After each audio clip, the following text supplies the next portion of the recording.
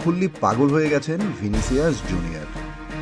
গোল তো করতেই পারেন না, অ্যাসিস্টও করতে পারেন না, পারেন শুধু ঝগড়া করতে।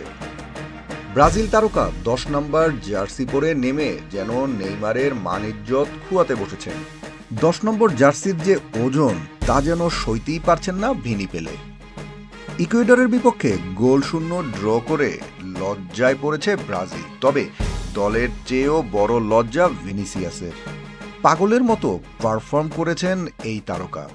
বল টাচ করার থেকে ঝগড়া করা যেন বেশি সহজ। কখনো রেফারির সঙ্গে, কখনো প্রতিপক্ষের সঙ্গে ভিনি যেন ফুটবল খেলতে নামেননি, নেমেছেন ঝগড়া করতে। অপরদিকে জাদু দেখিয়েছেন আলভারেজ।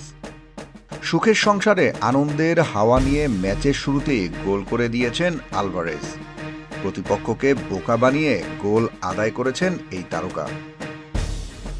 প্রথমে বুঝতেই পারেননি চিলির ডিফেন্ডাররা, এমন ম্যাজিক্যাল টাসে বল নিয়ে ডি বক্সের ভিতরে ঢুকে যাবেন আলভারেজ। যতক্ষণে কিপার বুঝেছে ততক্ষণে বল গিয়ে জালের সাথে জড়িয়েছে। আর তা দেখে চিলি দলের প্লেয়ারদের মুখ মুহূর্তেই বিবর্ণ হয়ে গেছে। খেলার শুরুতে এমন গোল তো স্বাভাবিক কোনো বিষয় নয়, আলভারেজ বলেই সম্ভব হয়েছে।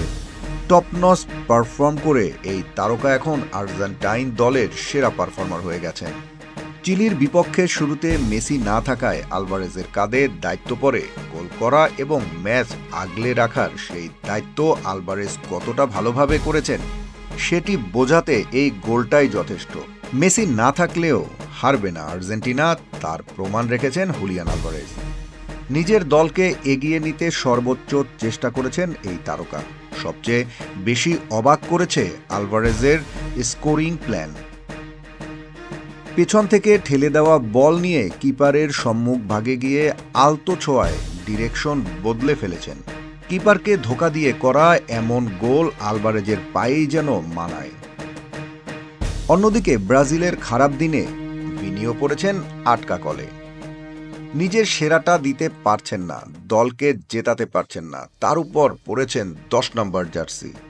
নেইমারের জার্সি পরে নেইমির মতো পারফর্ম তো করতেই পারেননি, পাশাপাশি নিজের সেরাটাও দিতে পারেননি। অথচ এই ভিনি ক্লাবে গেলে দারুণ খেলে, জাতীয় দলে আসলে ফুরিয়ে যায় তার পারফরমেন্সের ধার।